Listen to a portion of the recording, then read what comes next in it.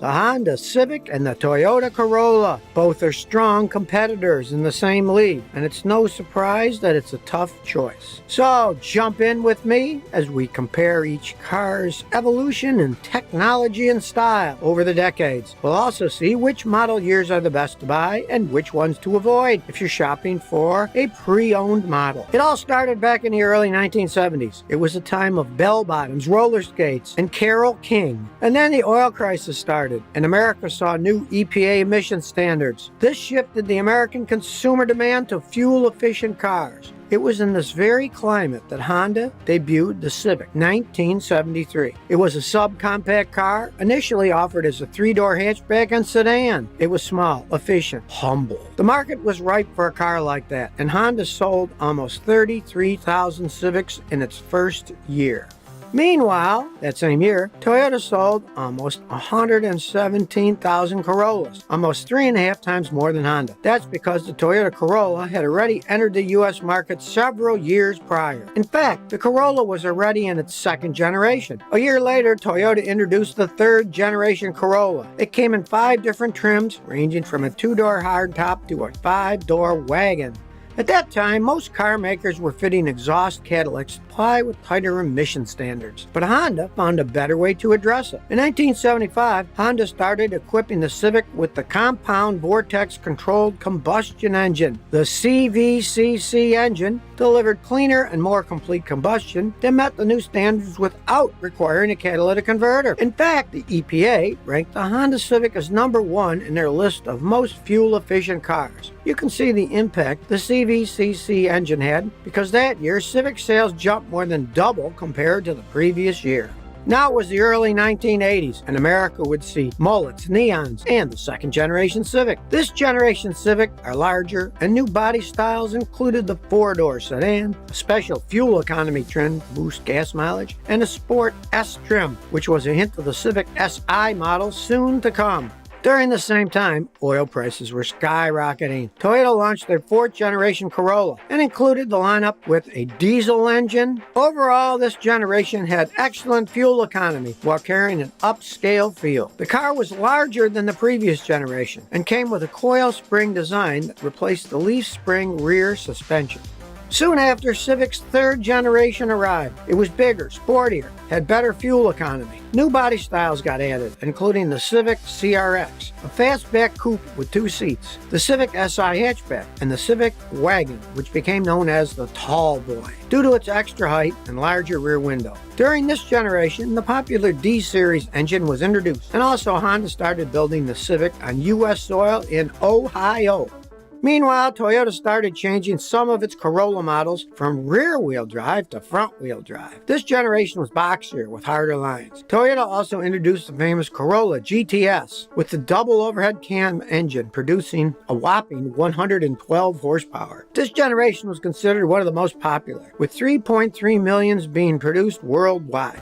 As the 80s were ending, America saw the 4th generation Civic. It came with sharp new looks, a new engine family, and larger wheelbase. One of the most important changes was the addition of double wishbone suspension for the front and rear, which gave the Civic much better handling. In the meantime, Toyota widened the Corolla by 1 inch, made the exterior more contemporary and stylish, and discontinued the coupe. By this time, all Corolla models were now front-wheel drive. The early 1990s brought the 5th generation Civic with a variable valve timing engine, also known as VTEC. America saw the 2-door, 4-seater Civic Coupe and the new Del Sol model. It was a 2-seat coupe with a removable roof to give it an appearance similar to a convertible. Honda also focused on safety issues, adding passenger side airbags to all Civic models and optional anti-lock brakes. Meanwhile, during this time, the Toyota Corolla became bigger, heavier, sportier, and more aerodynamic than before. This is when the Corolla started growing from a subcompact to a compact category and becoming more like the car that we know today. This generation saw the Corolla come in 6 different engine variations, ranging from a 1.3-liter to a 2-liter diesel engine. The latter part of the 1990s saw the 6th generation Civic. This generation included a fully revised engine with 106 horsepower and low emissions ratings. Honda also introduced a natural gas-powered Civic. And America finally got its hand on the Civic Si, which had debuted in Japan 3 years earlier. The generation also saw the high-rev VTEC dual overhead cam 1.6 liter, also known as the popular 160 horsepower B16 engine. This all coincided with the 8th generation Corolla, which is now being built in California. Toyota wanted to prioritize safety and save energy. They reduced the car's weight by adding new impact absorption steering column, SRS airbags, and emergency locking seat belts. The only body style offered in the U.S. was a sedan powered by a 120 horsepower, 1.8 liter engine with a 3 or 4 speed automatic or a 5-speed manual. Then the new millennium started. Honda entered the era with the 7th generation Civic. It was a dramatic redesign. Honda replaced the double wishbone front suspension with McPherson struts, and the car's interior became more spacious. This is the generation when the Civic grew from a subcompact to a compact car. America also saw the release of the first Civic Hybrid and a special edition package for both the sedan and coupe. During this time, Toyota was focusing on performance and quality. They launched the 9th generation Corolla, which was designed to appeal to a broader audience. It was based on the larger Corolla Altis with its 1.8 liter engine, but with more power, 130 horsepower. Toyota also debuted the sporty XRS version with 170 horsepower. The latter part of the 2000s saw the 8th generation Civic, which won many awards. The Civic became heavier as Honda started using different platforms for the coupe and sedan to give different driving dynamics. The first Civic Si sedan arrived, and leather upholstery finally appeared as an option for the first time in the model's history. The natural gas GX also returned for 2006. It burned clean, but it was also slower, had less trunk space, and was heavier in weight and in price. Meanwhile, the 10th generation Corolla underwent a design overhaul both inside and out. The focus of this generation was technology, cabin space, and performance. Major visual changes included a new interior design, front grille, and bumpers. By 2012, Honda was on its 9th generation Civic. There were many tech upgrades and modern features that were uncommon in a compact car. The 2015 Honda Civic gave buyers more options with the new SE trim level, as well as impressive gas mileage, up to 41 miles per gallon on the highway and 31 miles per gallon in the city. This all overlapped with the 11th generation Corolla. Toyota modernized the Corolla, which was definitely more sleek and trendy. The largest change in the E170 model was the car size, its wheelbase being about 4 inches larger. Soon after, America saw the 10th generation Civic. This generation saw the first turbocharged Civic, including the performance model of the Civic Si with 205 horsepower, turbocharged 1.5 liter 4-cylinder. Also, the 306 horsepower turbocharged Civic Type R. The Civic R set a lap time record, making it the fastest front-wheel drive car in Nürburgring. The 2021 Civic is the last of this generation, and America awaits to see the new generation of the 2022 model. Right now, the Toyota Corolla is in its 12th generation and is built on the Toyota new global architecture platform. This current generation saw the first Corolla Hybrid. And did you know that the Toyota Corolla is the #1 best-selling car in the world to date? Some 50 million units have been sold globally over its 55-year lifespan. Honda and Toyota both have high-quality, reliability ratings and are known for longevity. So, if you're shopping for a pre-owned model, which ones are worth considering and which ones should you avoid? Let's start with a Honda Civic. If you're looking for a pre-owned Honda Civic, a few models worth considering include the 2014 model. That model received very few customer complaints and most were minor. The 2012 Civic also got a few complaints, mainly around seats being uncomfortable. Also, the 8th generation Civics, including the 06 to 11 models, are a good bet in general. It's worth noting that the Civic that gets stolen the most is the 1998, so that's an indication of its value. It's a classic, and fans love the durable hatches, while thieves value it for aftermarket parts. On the other hand, if it's high on the list for auto theft, maybe you should think of something else. So now, which Civic models are the least reliable? I recommend avoiding the 2001 Civic, and let me tell you why. First, that model had the most volume of customer complaints of all Civics. The most severe issue was transmission problems, anywhere from the transmission flipping, failing failing to engage, jerking, or popping out of gear. Some drivers face loss of power while driving. And it's not just that. Honda issued some 27 recalls for that particular model. In fact, some 6 million units were recalled due to serious problem with the driver's side airbag, where sharp metal fragments would fly towards the driver when airbags deployed. Later, Honda also recalled 3 million Civics from that model due to similar issues with the passenger side airbags. The 2016 Civic has also seen some issues. There were reports that the air conditioning unit stopped working after 36,000 miles. Honda's unlimited warranty should cover the condenser repair, but some drivers reported it still malfunctioned even after several repairs. That model also had wires that were made from a soy-based coating, which evidently attracts rats and mice who like to chew on them, which leads to electrical issues. Cost to replace the damaged wires and coils can be $800 to $900.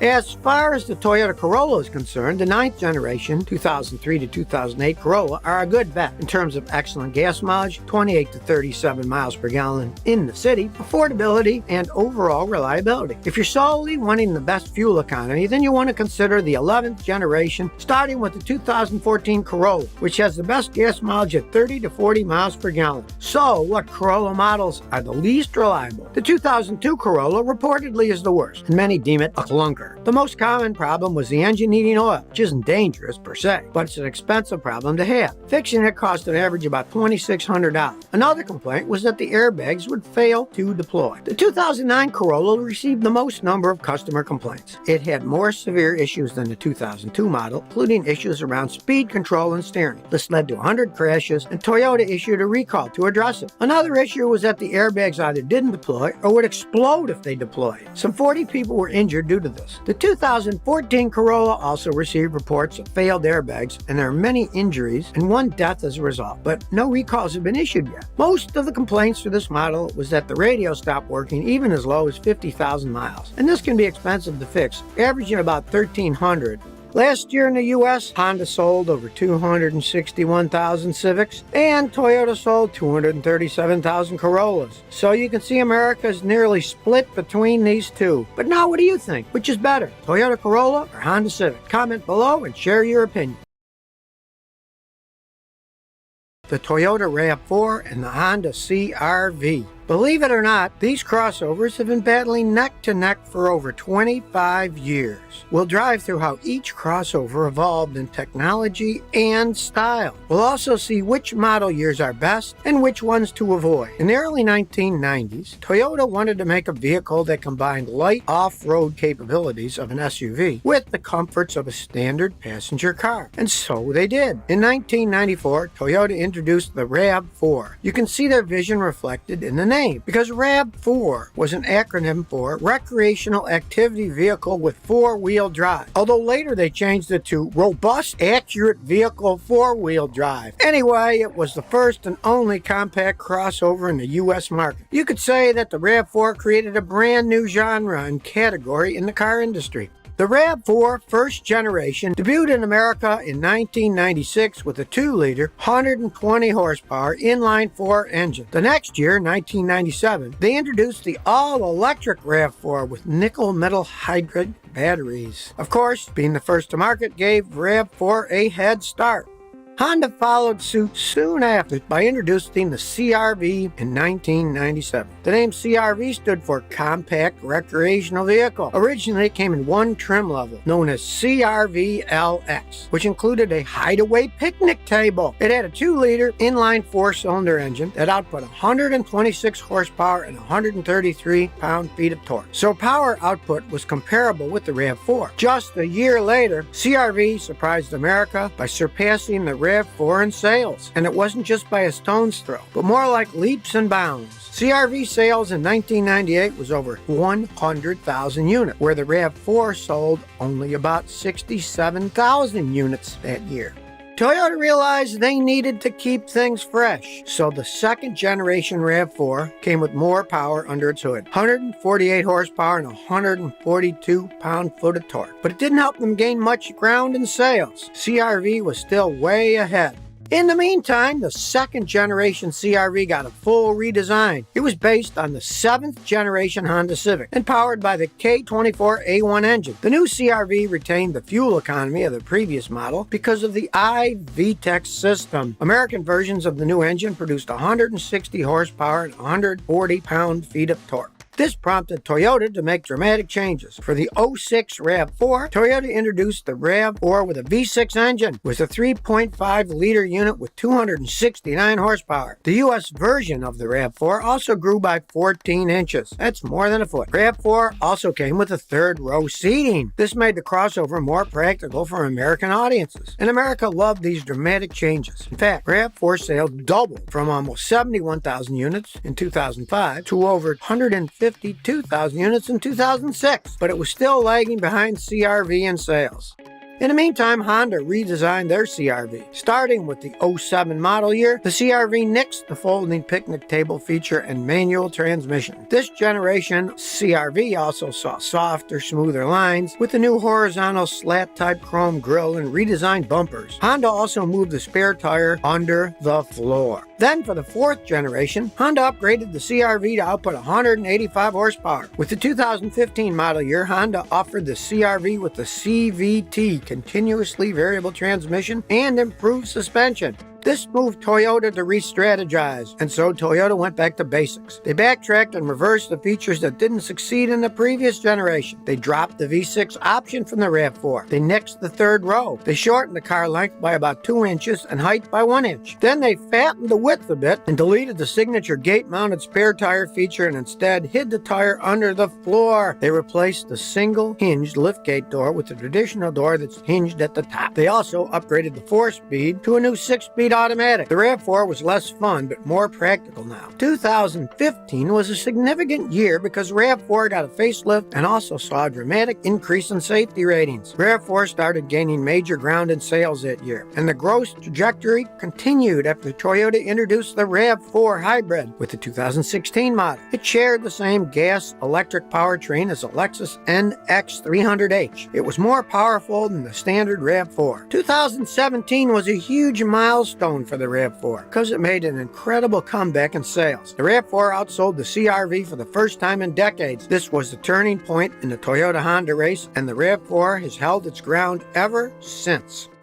You can see Honda's reaction in its 5th generation. The CR-V became more masculine than previous generations. It was bigger, had sharper lines, and looked more aggressive. It grew an inch taller, and its wheelbase was 1.6 inches longer, so more space and comfort for passengers. For the 2020 model year, Honda introduced the CR-V Hybrid variant in America. Honda had already been selling it in Europe and China a year prior, but now Honda brought it to the US market. In the meantime, Toyota launched the RAV4 5th generation. It was boxier and more rugged. It sat on Toyota's new Global Architecture, TNGA, which improved the ride quality and handling. For the 2021 model year, Toyota unveiled the RAV4 Prime, a plug-in hybrid variant that can travel 42 miles on electricity alone. So for more than 2 decades, the RAV4 and CR-V have been neck to neck in power, look, and features. They have a lot more in common than differences. Today, they're still at it. The Toyota RAV4 is the 4th best-selling vehicle in America. Last year, they sold 430,000 units. Compare that to the Honda CR-V, which is the 5th best-selling car in America. They sold more than 330,000 units last year. If you're looking for a brand new crossover and want to compare these two 2021 models, here's a quick rundown. In terms of base price, both start at around $25,000 to $26,000, although the RAV4's price is slightly higher. If you're interested in reliability ratings, J.D. Power gave the RAV4 an average score, whereas a CR-V earned an above-average rating. Both cars offer a 3-year, 36,000-mile basic warranty and a 5-year, 60,000-mile powertrain warranty. Both vehicles offer great fuel economy for its class, but the RAV4 has a slight edge here, although it's really a close call between these two. Let's talk about seats. Both crossovers have 5 passenger seats. The CR-V offers a bit more legroom for the back seat passengers. Both come standard with cloth upholstery. But you can upgrade the CR-V with real leather, whereas the RAV4 only offers synthetic leather. Both offer heated front seats, but the RAV4 can be upgraded with ventilated front seats and heated rear outboard seats. In terms of of cargo space. Both vehicles are above average for their class, so it's a lot here. That said, the CR-V offers a bit more cargo volume. If you want acceleration, the RAV4 has a leg up. It is a 2.5-liter inline-4 that outputs 203 horsepower. Compare that with CR-V's 1.5-liter turbo 4 with 190 horsepower. As far as the interior quality and style, both are practical and of good quality. But the CR-V looks more upscale because it uses soft material on most surfaces, while the RAV4 has some hard plastics.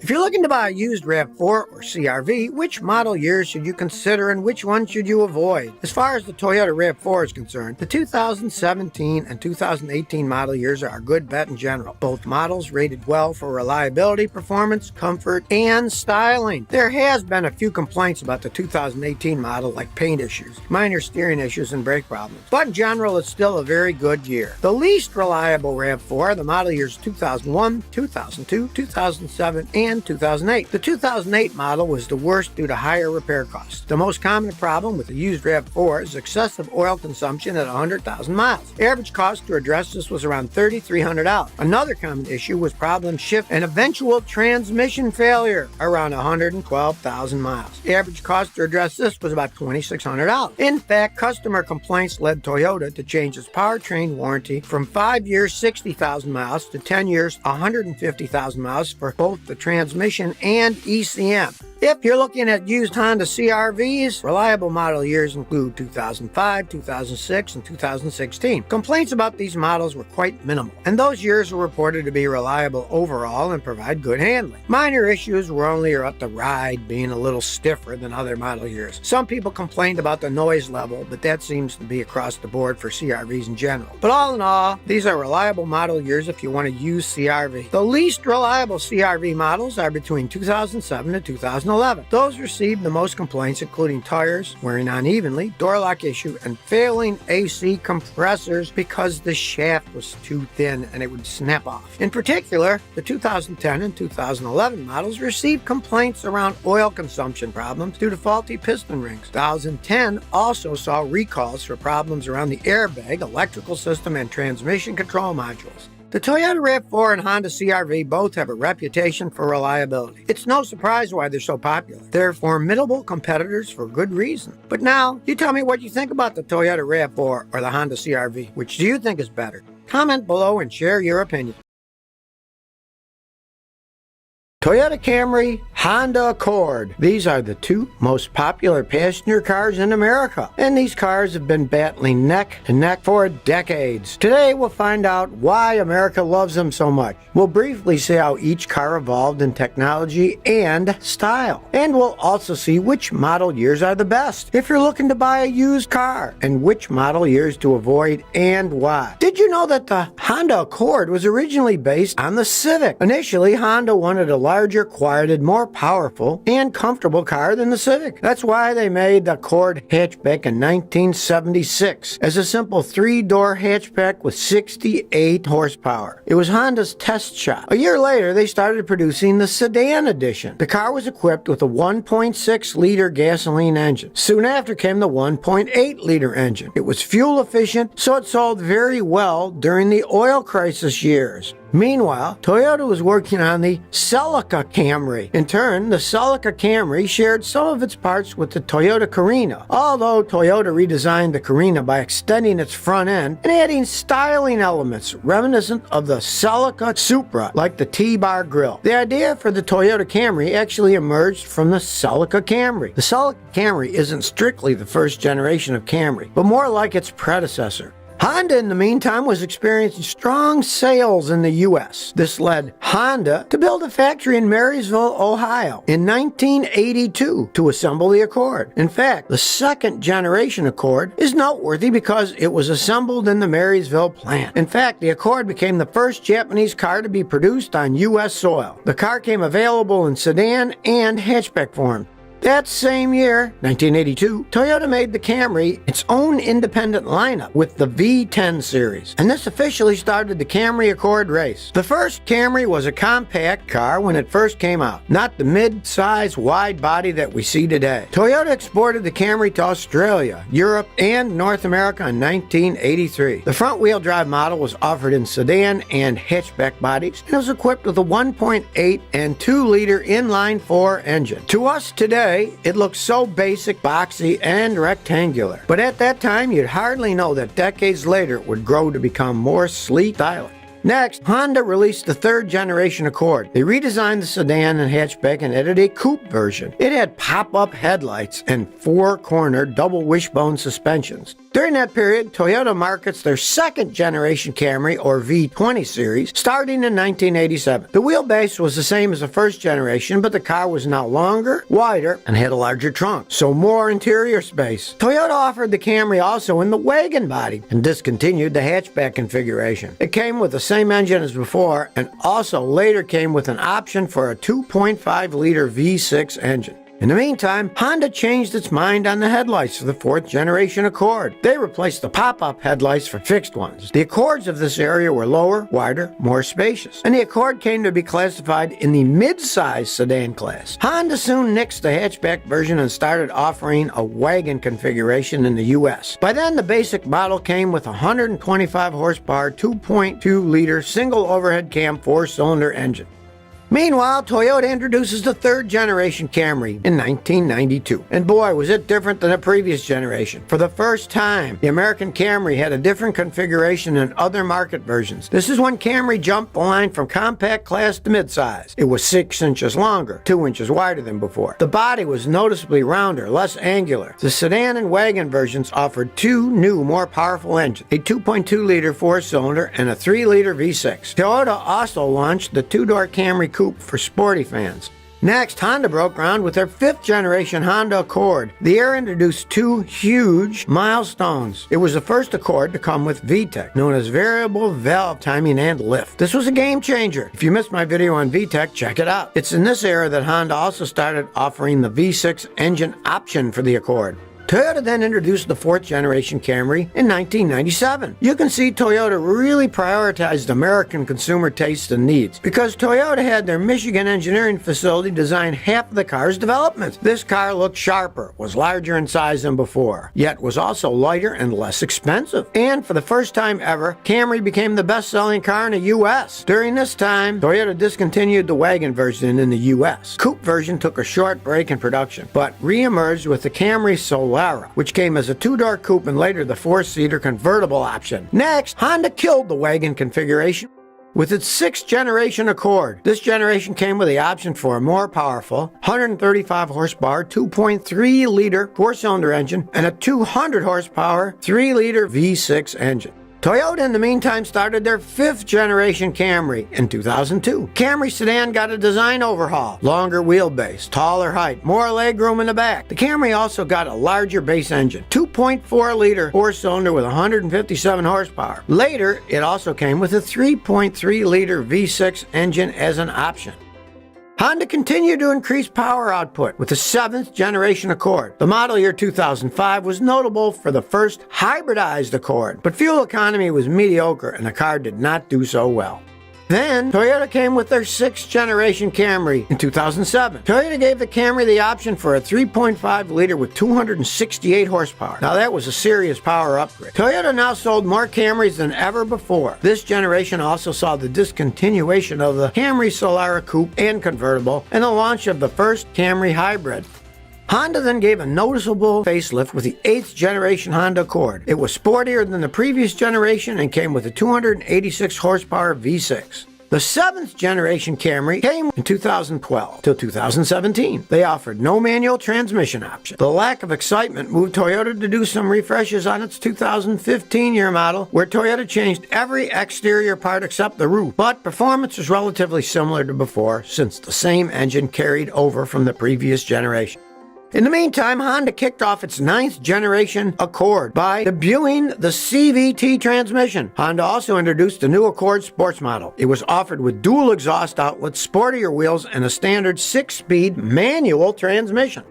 And that brings us to the present. The latest Camrys on the road, the 8th generation XV70. Toyota gave it a sportier facelift and vibe. Last year, Toyota added the 2020 Camry TRD model. It has a race car look and firmer suspension, 301 horsepower, 3.5-liter V6 engine. The latest generation 2019 Toyota Camry remains one of the most impressive value-laden cars available. They say owners can expect this car to retain about 60% of its value after 3 years. Today, the latest Honda Accords are in the 10th generation. Honda kicked off this generation, Accord, by debuting the CVT transmission. Honda nixed the coupe style and V6 engine option, and instead we started seeing the basic 1.5-liter VTEC turbo 4-cylinder engine and the optional 2-liter VTEC turbo 4-cylinder. The Accord Hybrid went on sale the following year.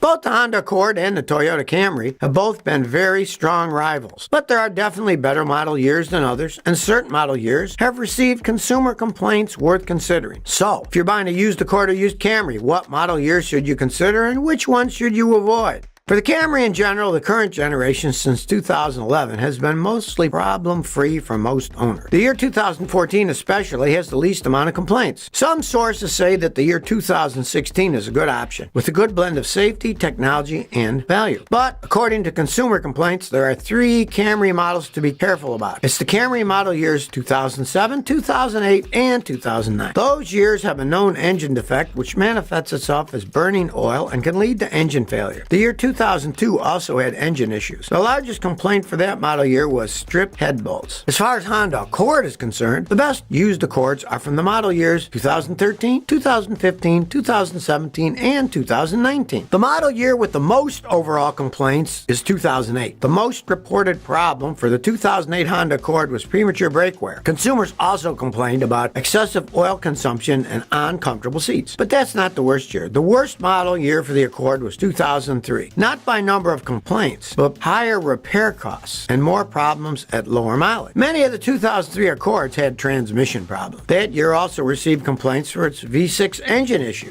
No car is perfect, but overall, both cars have a proven track record and strong reputation for reliability, fuel economy, and customer satisfaction. That's why they're the top sellers in America. Did you know that the Toyota Camry outsold every other sedan in the U.S. for 18 years? In fact, it's the best-selling passenger car in America. An average Camry's lifespan is between 200,000 and 300,000 miles. So assuming you drive 15,000 miles a year, that means the car can last 15 to 20 years and still be in good condition if you service it regularly. The latest generation Camry is much more popular than generations prior. A common question people ask is whether they should buy a Camry with a high mileage. Camrys are reliable even with mileage, but in general, I don't recommend buying a car with more than 200,000 miles unless it's really cheap and it still runs good. Wondering how many miles a Honda Accord can last? An Accord also has the potential to last that long if it's cared for properly, even if you buy a used model. Consumer Reports has claimed that Accord is one of the most likely car to be able to last long like that. So which is better, the Camry or the Accord? Of course, we see fans on both sides of the camp. Some say the Camry is a top choice for comfort, powerful engine options, and well-balanced driving dynamics. The Accord is a top choice for sporty driving, fuel efficiency, more interior space, and nicer cabin overall. But what do you think? Comment below and let us know your opinion between these two. If you enjoyed this episode, please subscribe to my channel. Thank you for your support.